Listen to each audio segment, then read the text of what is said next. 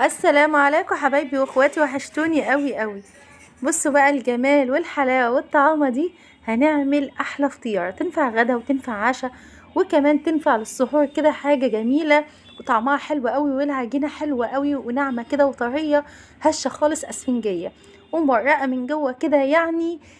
بجد حلوه قوي، طعمها حلو. العجينه بتاعتها او المعجنات بتاعتنا تتاكل قبل الحشو بتاعها كمان، وشكلها يعني بيعبر عن نفسها. حلوة قوي، هتعجبكم بجد. وكمان ممكن نعملها بقى بالاحجام اللي احنا عايزينها، يعني عايزينها كده الحجم زي ما انا عاملاها حجم عائلي كده جميل مشبعة جدا جدا. عايزين نعملها كده صغيرة، يعني التشكيلة دي بتاعتكم انتوا، بأي تشكيلة ممكن تعملوها. ممكن تفتحوها زي ما انا فتحتها كده، وممكن تسيبوها مقفولة، وممكن كمان مع الحشو نحط الجبنة الموتزاريلا. يعني اللي انتوا عايزينه بالهنا والشفا اعملوها، وبجد هتعجبكم جدا. ويلا نقول بسم الله ونشوف الطريقة عملناها ازاي. اول حاجة كده انا جايبة معايا 3 كوبايات دقيق جميع الاستخدامات يعني. ولو حابين دقيق مخصوص للمعجنات ده مفيش اي مشكلة، اللي يعجبكم. وحطيت بمعلقه كده كبيره من الخميره، او طبعا لو حابين اللي هو ظرف من خميره مفيش اي مشكله. ونزلت عليهم كده ب3 معالق من اللبن البودر، اللي هو اللبن اي نوع بقى، المهم يكون بودر. عايزين تستغنوا عن حكايه اللبن البودر، ممكن نعجن بلبن الحليب عادي، او الحليب اللي هو السايب يعني العادي. هقلب بقى كل المواد الجافه هنا بعد ما حطيت نص معلقه من الصغيره الملح. ونزلت بقى بالميه بتاعتنا، الميه يستحسن تكون دافيه. وهبدا بقى الم العجين بتاعي كله، يعني عجينه اقتصاديه جدا جدا، عباره عن 3 كوبايات من الدقيق، وعليهم معلقه كبيره او ظرف من الخميره، خميره الخبز، وكمان معلقتين او 3 من اللبن البودر، وكمان شوية مية دافية، وربع معلقة من الملح. بس كده. ابدأ بقى اعجن بايدي كويس جدا جدا عشان تتعجن كويس جدا جدا زي ما انتوا شايفين كده. يعني عايزة العجينة بتاعتي تبقى طرية كده، ما تكونش قاسية، عشان تطلع العجينة بتاعتي تكون هشة كده وطرية واسفنجية خالص. بدأت بقى ان انا اعجن كويس جدا جدا زي ما انتوا شايفينها كده. العجينة بتاعتي فيها عرق كده بسيط.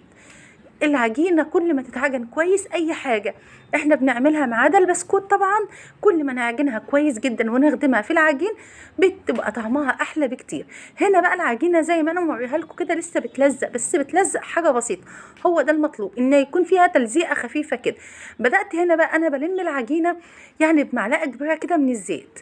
بس كده بدأت ان انا بايدي كده، عوزت ايدي معلقة من الزيت، وبدأت اغلف بيها كل العجينة بعد ما لمتها. وهسيبها كده لمدة نص ساعة بس تخمر. طبعا احنا في المطبخ والجو بقاله كام يوم كويس، فركنتها كده على البوتاجاز بعد ما غطيتها بالفوطة دي وفوطة كمان وسبتها. عبال بقى ما تاخد النص ساعة ديت تخمر فيهم، جبت بقى الكبة بتاعتي وجبت بصلاية حلوة كده على حسب كمية اللحمة بتاعتي، وبدأت بقى أقطع في الكبة البصلايه بتاعتي. وعايزه افرمها بقى فرمه يعني ما تكونش ناعمه قوي، وما تكونش فيها قطع كبيره، يعني قطع صغيره خالص على قد ما اقدر. ضربتها بقى الضربه الحلوه جدا كده.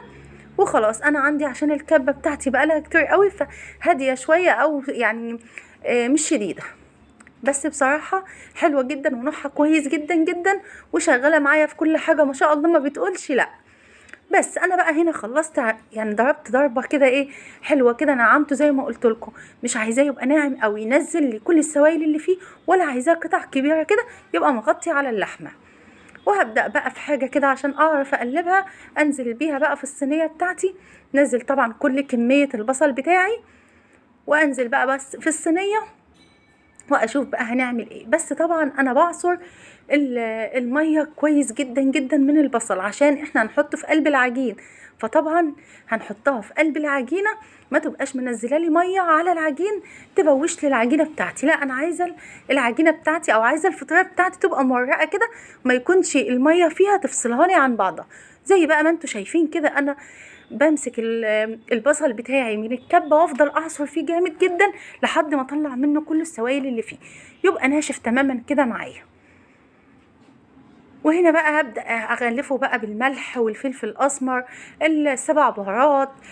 عايزين توابل كفتة ماشي، نحط ممكن شوية، يعني بقى دي بتاعتكم انتوا، مكعب ماجي اللي انتوا عايزينه حطوا يعني التوابل اللي حابينها حطها فيه. وحطيت كده معلقه من البابريكا تديها طعم حلو كده وتديها لون حلو. جبت بقى انا في الوقت ده طماطمايه، زي ما انا قلت لكم انا مش عايزه الحاجه تبقى ناعمه قوي. بدات بقى ان انا اقطع الطماطم قطع صغيره خالص زي ما انتوا شايفين، بتديها طعم حلو قوي. قطعتها كده قطع صغيره خالص خالص علشان كمان ما تبقاش باينه قوي في اللحمه بتاعتي، وتبقى مغطيه على اللحمه. انا مش عايزه اي حاجه تغطي عن اللحمه، والطماطميه دي بتاعتي ناشفه مش طريه، يا دوبك بس كده. حطيت شويه ملح صغيرين على شويه فلفل اسمر، ودعكتها كده زي ما انتوا شايفين، وبدات كده ان انا احطها. فلقيت بصراحه ما فيهاش ميه كتير لان الطماطميه كانت ناشفه. حطيتها بقى عليهم، ويا دوبك كده هلم كل البصل من مع المكونات بتاعته دي يعني مع الطماطم، هلمهم كويس جدا، واحط بقى اللحمه بتاعتي وابدا بقى اخلطهم كلهم مع بعض. انا جايبه هنا ربع كيلو من اللحمه، ما شاء الله ربع كيلو من اللحمه. عمل الفطيره ديت وخليها كده مليانه من التعصيجه ديت او اللحمه دي، كانت طعمها حلو قوي قوي. ومن هنا بقى في الوقت ده مش هنعصجها، احنا هنحطها زي ما هي كده، وما تخافوش هتستوي وهتبقى جميله جدا. لان زي ما قلت لكم الفطيره بتاعتنا طبقات، فطبعا احنا هنحطها في البوتاجاز واقول لكم تسويتها هتبقى ازاي عشان تستوي معايا، والطبقات اللي جوه كمان تستوي، واللحمه تستوي، فهتديها طعم حلو قوي. في الوقت ده بقى انا ركنتها على جنب، وجبت العجينه بتاعتي بعد ما خمرت، بدات بقى ايه اهبطها تاني كده. بص العجينه فيها مطه ازاي، المطه دي هي اللي مطلوبه عشان تديني طعم حلو وقوام حلو قوي للفطيره بتاعتي. بدات بقى ان انا ايه اعملها، اقطعها كور كده، بس انا عايزه كوره بس كبيره عن بقيه الكور، وبقيه الكور كلها تبقى يعني على قد ما اقدر كده تبقى في حجم واحد.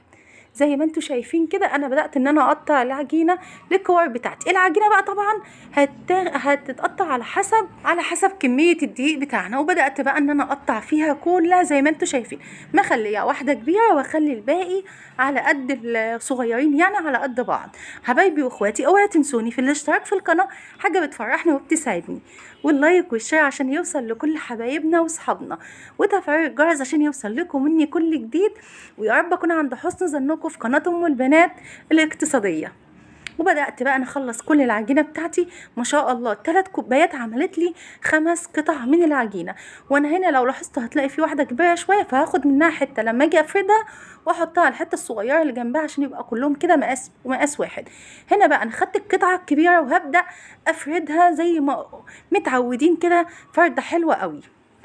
وطبعا لو عندكم المكان اوسع او الرخامه بتاعتكم كبيره شويه عن بتاعتي، يبقى هتساعدكم كويس جدا في الفرد.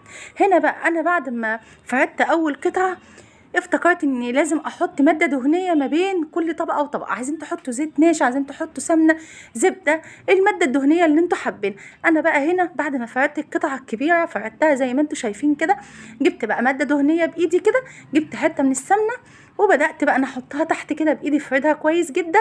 وبعدين جبت اول قطعه وفردتها زي ما انتوا شايفين كده، فرده صغيره يعني مش بالمقاس اللي تحتها.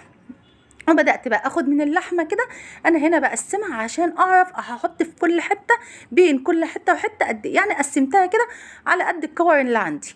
هبدا بقى كده اخد اللحمه بتاعتي واحطها على الطبقه الصغيره اللي تحت، يعني اغلفها كده كلها، هخلي السطح بتاع العجينه اللي تحت كلها متغطيه باللحمه. وهبدا بقى افرد حته تانية زي ما انتوا شايفينها كده. انا كده كنت بقرب لكم بس العجينه ان انا بفردها حاجه بسيطه، وهي ما شاء الله مطاطيه وبتتفرد بكل سهوله زي ما انتوا شايفين كده. انا بفردها بايدي وهبدا بقى احطها على التانية، وهكرر نفس الحكايه دي. بصوا انا بمسكها من الناحيه التانية كده، يعني بمسكها من اول ناحيه كده واتك عليها الزقهم في بعض، وبعدين اغطيها بقى كلها زي ما انتوا شايفينها وهي بتتفرد معايا بكل سهوله، لان العجينه ناجحه كويس جدا، مقدارها مظبوطه جدا، وكمان مخدومه حلوه قوي قوي في العجن بتاعها. كده حطيتها بقى، وبعد ما حطيتها وغطيت بيها اللحمه اللي احنا حطيناها، بدات ان انا تاني اعوصها من الماده الدهنيه بتاعتي من السمنه، ورجعت احط لحمه تاني، وهرجع احط الطبقه اللي بعدها. انا هنا بوريكم كل خطوه علشان لازم الخطوه دي تبقى يعني تهتموا بيها كويس في الماده الدهنيه وكمان تغطوا اللحمه بتاعتنا كويس جدا جدا عشان تطلع معانا مقرقه كده وتطلع معانا حلوه قوي. زي ما انتوا شايفين كده بقى انا عملت كده، ولو اتقطعت منكم مفيش اي مشكله لان العجينه زي ما قلت لكم ناعمه جدا جدا. بدات احط تاني وبطط بس حاجه بسيطه كده، واحط السمنه بتاعتي تاني، واحط بقى اخر قطعه دي اللي انا بقول لكم عليه. حسيت انها كبيره وكمان لسه عندي من اللحمه، فحبيت ان انا اقسمها على نصين كده عشان زي ما قلت لكم تبقى معايا مرقه كده، وكل ما الطبقات تبقى اكتر كل ما تبقى جميله. بدأت بقى ان انا اعصها تاني سمنة تاني، وبدأت ان انا يعني اوزع كده اللحمة على السطح تاني، وبقى اوزع قصدي افرد العجينة بتاعتي، وابدأ بقى احطها تاني. العجينة ما شاء الله معايا طرية جدا، فبتاخد وتدي معايا عادي يعني، ما بتغلبنيش في الفرد ولا اي حاجة. زي ما انتوا شايفين كده انا عملت كذا طبقة.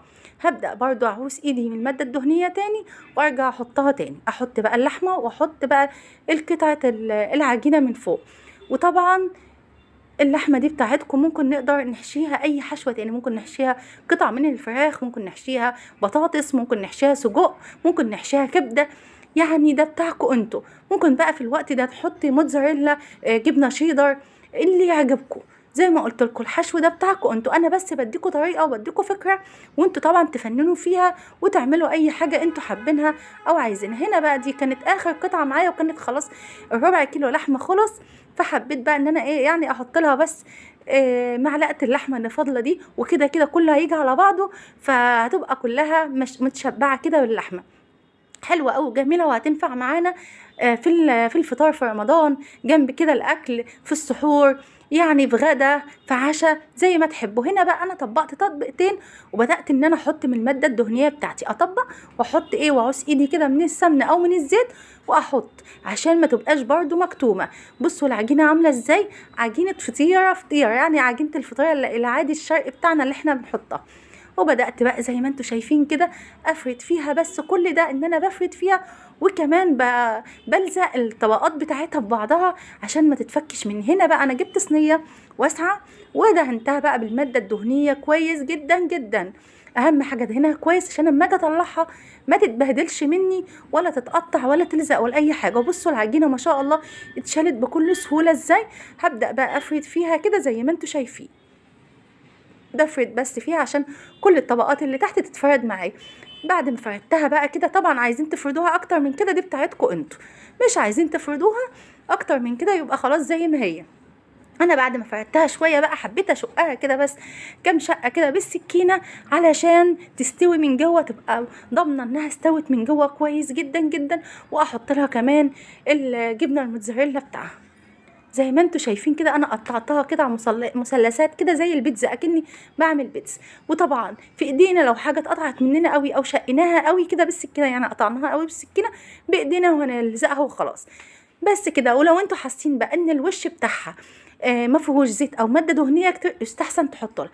انا هنا لقيت انا كانت ايدي متعصه ماده دهنيه كتير، فمسحتها فيها كده، وبدات بقى في الفتحات اللي انا فتحتها دي احط بقى جبنه الموتزاريلا بتاعتي. عايزه جبنه شيدر زي ما انا قلت لكم ماشي، ممكن بقى لو مش حابين ممكن نجيب بيضه ونحط عليها نقطه من الخل وندهن الوش بتاع العجينه بتاعنا، او نجيب زي ما قلت لكم برضه هو صفار بيضه مش بيضه كامله، نجيب الصفار البيضه ونحط عليها معلقتين من الحليب وندهن الوش بتاعها، يعني زي ما انتوا عايزين.